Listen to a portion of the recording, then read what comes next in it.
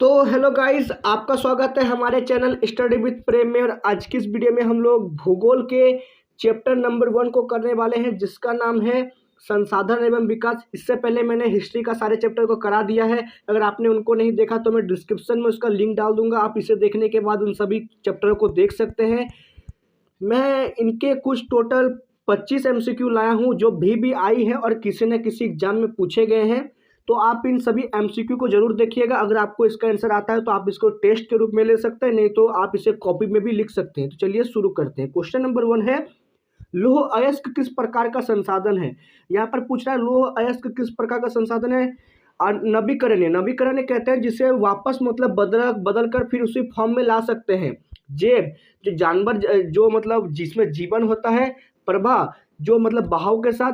या option number 4 अनवीकरण योग। लौह अयस्क जो है वो अनवीकरणीय संसाधन है जिसे दोबारा नहीं बनाया जा सकता। एक बार अगर हम लोग लौह अयस्क को खत्म कर देते तो उसे वापस नहीं पा सकते हैं। तो क्वेश्चन नंबर 2 है, ज्वारीय ऊर्जा निम्नलिखित में से किस प्रकार का संसाधन है। यहाँ पर पूछ रहा है ज्वार ऊर्जा किस प्रकार का संसाधन है।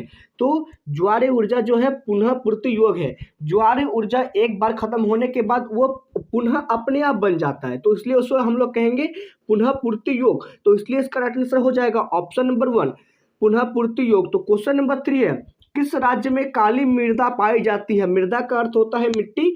यहाँ पर पूछ रहा है किस राज्य में काली मिट्टी पाई जाती है। तो गुजरात, महाराष्ट्र, मध्य प्रदेश और राजस्थान के कुछ भागों में काली मृदा पाई जाती है। तो इसलिए इसका राइट आंसर हो जाएगा ऑप्शन नंबर 2 गुजरात। तो क्वेश्चन नंबर 3 है, नवीकरण योग्य संसाधन है।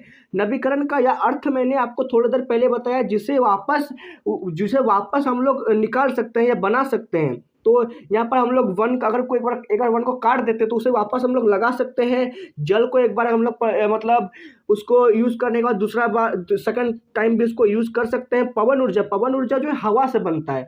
तो हवा तो मतलब अनलिमिटेड है, उसको हम लोग फिर से बना सकते हैं पवन ऊर्जा को भी। तो इसलिए इसका आंसर हो जाएगा ऑप्शन नंबर 4 इनमें से सभी।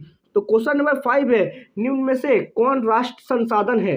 राष्ट्र संसाधन हम लोग उसे बोलेंगे जो पूरे देश का हो। बाघ, अरे बाघ तो किसी पर्सनल आदमी का भी हो सकता है, किसी मतलब संस्था का भी हो सकता है। जल संसाधन जो है वो किसी मतलब राष्ट्र का ही हो सकता है, किसी मतलब पर्सनल बंदे का या किसी सार्वजनिक का नहीं हो सकता, ठीक है।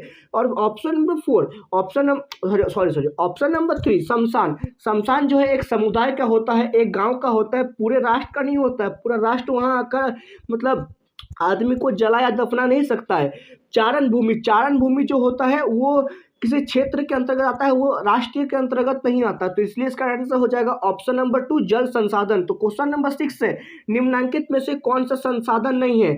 संसाधन कौन नहीं है। जल भी संसाधन है, खनिज भी संसाधन है, भूमि भी संसाधन है, लेकिन भवन संसाधन नहीं है। भवन तो एक मनुष्य द्वारा बनाया गया होता है, यह प्राकृतिक नहीं होता है। तो क्वेश्चन नंबर 7 है, इनमें से कौन सा एक संसाधन नवीकरणीय संसाधन है। ज्वारीय ऊर्जा जो है एक नवीकरणीय संसाधन है, मैंने आपको समझाया। उसे वापस हम लोग पानी से बना सकते हैं। ज्वारीय ऊर्जा जो है चंद्रमा के कारण बनता है। चंद्रमा के गुरुत्वाकर्षण बल के खिंचाव के कारण ज्वारीय ऊर्जा पैदा होती है। तो क्वेश्चन नंबर 8 है, नवीकरण योग्य संसाधन का एक उदाहरण है। नवीकरण योग्य संसाधन का उदाहरण है सौर ऊर्जा को हम लोग वापस बना सकते हैं। बॉक्साइट तो एक मतलब खनिज या धातु में आ जाता है, जिसे हम लोग वापस नहीं कर सकते, वापस मतलब नहीं प्राप्त कर सकते हैं। कोयला को भी एक बार खत्म हो जाने के बाद वो पूरा खत्म हो जाता है। पेट्रोलियम में आ जाता है आपका पेट्रोल डीजल, जो एक बार यूज हो गया उसे वापस हम लोग कुछ भी करके नहीं ला सकते, लेकिन सौर ऊर्जा को हम लोग बार बार यूज कर सकते हैं। तो क्वेश्चन नंबर 9 है, पूर्वी तट के नदी डेल्टाओं में किस प्रकार की मिट्टी पाई जाती है। पूर्वी तट के जो नदी डेल्टा है उन्हें पहाड़ से जो है वहां पर जलोढ़ मृदा आती है। जलोढ़ मृदा जो है बहुत ही उपजाऊ होती है। जलोढ़ में 2 प्रकार होते हैं, खादड़ और बांगड़। तो क्वेश्चन नंबर 10 देखते हैं। क्वेश्चन नंबर 10 है, नवीकरण योग्य संसाधन नहीं है। नवीकरण योग्य संसाधन नहीं है, कौन नहीं है। जीवाश्म ईंधन नहीं है। यहाँ पर सौर ऊर्जा को भी वापस प्राप्त कर सकते हैं, पवन ऊर्जा को भी, जल को भी, लेकिन जीवाश्म ईंधन एक बार खत्म हो जाने के बाद समझो गया, उसे वापस नहीं पा सकते हैं। तो क्वेश्चन नंबर 11 है, निम्नलिखित में से कौन सा अजैव संसाधन है जो मतलब जीवित है। भूमि क्या जीवित है? नहीं। जल भी जीवित नहीं रहता है, चट्टान भी जीवित नहीं रहता। जीवित क्या रहता है? जीवित रहता है मनुष्य, जिसको अगर मारने से दर्द होगा वो जीवित है, ठीक है। तो क्वेश्चन नंबर 12 है, कपास उत्पादन के लिए निम्नलिखित में से कौन सी मृदा उपयुक्त होती है? उपयुक्त मतलब होता है उसके लिए यूजफुल। कौन सी मृदा उपयुक्त होती है पूछ रहा तो होगा काली मृदा। तो कपास को जो है ना काली कपास भी बोला जाता है। कपास के लिए कौस कैसे याद रखिएगा इसको, कौसे काली कौसे कपास, तो इसलिए इसका राइट आंसर हो जाएगा ऑप्शन नंबर 2 काली मृदा। तो क्वेश्चन नंबर 13 है, निम्न में से कौन सी मृदा आमतौर पर रेतीली और लवणीय होती है? यहाँ पर रेत और लवणीय का बात कर रहा है, तो वो हो जाएगा मरुस्थलीय मृदा। मरुस्थलीय मृदा जो होती है पूरी तरह रेतीली और लवणीय होती है। लवणीय मतलब उसमें नमक की मात्रा होती है। मरुस्थलीय मृदा जो है विशेषकर हमारे भारत में राजस्थान के क्षेत्र में पाई जाती है। क्वेश्चन नंबर 14 है, निम्नलिखित में से किस तरीके द्वारा मृदा संरक्षण नहीं होता है? मृदा संरक्षण बोलते हैं मृदा को बचाना। मृदा संरक्षण किससे नहीं होगा? समुचित जुताई से भी होगा सर। पट्टी कृषि पट्टी बनाने के मिट्टी उसमें आके चिपक जाए, मिट्टी उसमें आके ठहर जाएगी, आगे नहीं भागेगी।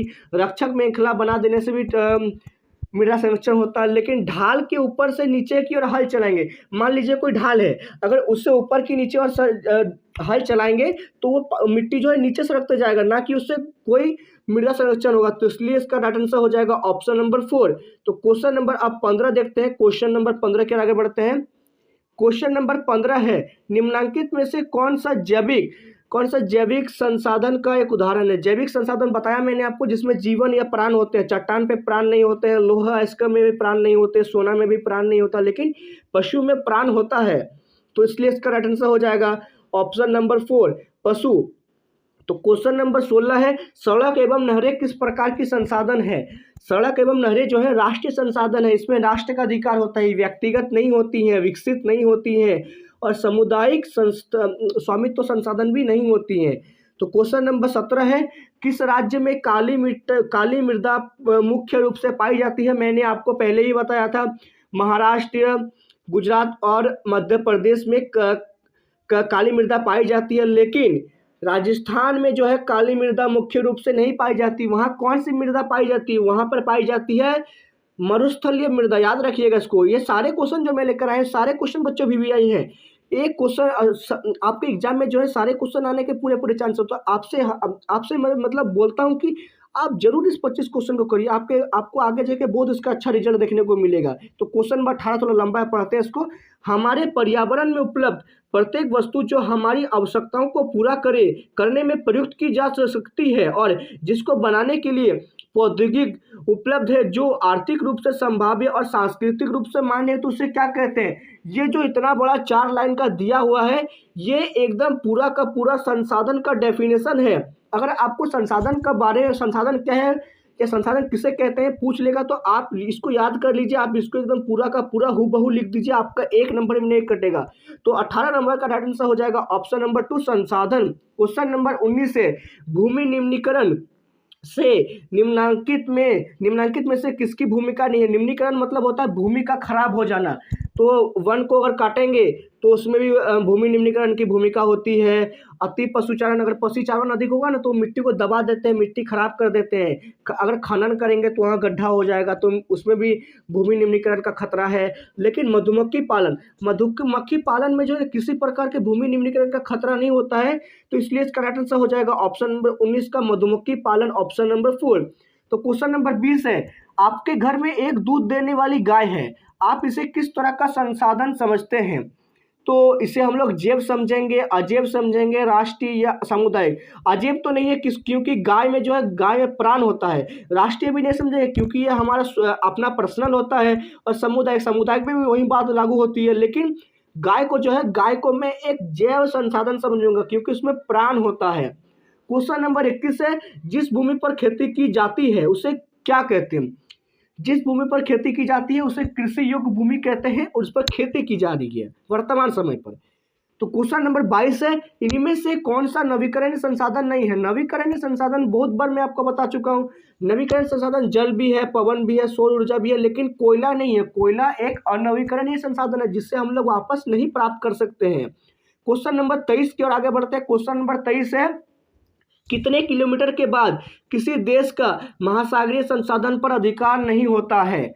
यहाँ पर पूछ रहा है, यहाँ महासागर का बात हो रहा है, ठीक है। महासागर में कितने दूर के बाद किसी देश का जो है संसाधन से अधिकार समाप्त हो जाता है, उसके बाद वहाँ पर अंतर्राष्ट्रीय नियम लागू हो जाता है। तो कितने दूर तक, 200 किलोमीटर के बाद वहाँ पर जो है किसी देश का अधिकार खत्म हो जाता है, वहाँ पर अंतर्राष्ट्रीय का शुरू हो जाता है। तो क्वेश्चन नंबर 24 है, भारत के कुल क्षेत्रफल में कितने प्रतिशत भाग पर पठारी है? भारत में कुल 27% हिस्से पर पठारी भाग है, 43% हिस्से पर वहाँ पर जो खेती की जाती है, और 30% देखो 30% हिस्सा, हाँ सही बोल रहा हूँ, 30% हिस्से पर जो है पर्वत है, ठीक है। तो क्वेश्चन नंबर 25 जो लास्ट क्वेश्चन है इस मतलब संसाधन एवं विकास चैप्टर का, आप क्वेश्चन नंबर 25 देखते हैं। क्वेश्चन नंबर 25 पूछ रहा है, मृदा अपरदन का कौन सा कारण नहीं है? कारण इसमें कौन नहीं है वो पूछ रहा है। मृदा अपरदन मतलब होता है मृदा का खराब हो जाना, ठीक है। तो मृदा अपरदन का कारण जो जल है, जल भी है, वायु भी है, और उसके बाद यहाँ पर है ऑप्शन नंबर 3 में हिम है, और ऑप्शन नंबर 4 में वन है। जो वन भी नहीं है, वन से मृदा का अपरदन नहीं होता, लेकिन वन से भी मृदा का अपरदन होता है, लेकिन हिम से मृदा का अपरदन जो है नहीं होता है, ठीक है। तो गाइस आज के लिए बस इतना ही। मैं इसका सेकंड चैप्टर वन्य जीव जो है जानवरों के बारे में मैं उसका चैप्टर लाऊंगा। अगर आपको वीडियो पसंद आए तो वीडियो को लाइक कीजिए, अपने दोस्तों के साथ शेयर कीजिए, हमारे चैनल को सब्सक्राइब कीजिए। तो मिलते हैं नेक्स्ट वीडियो में। जय हिंद, वंदे मातरम।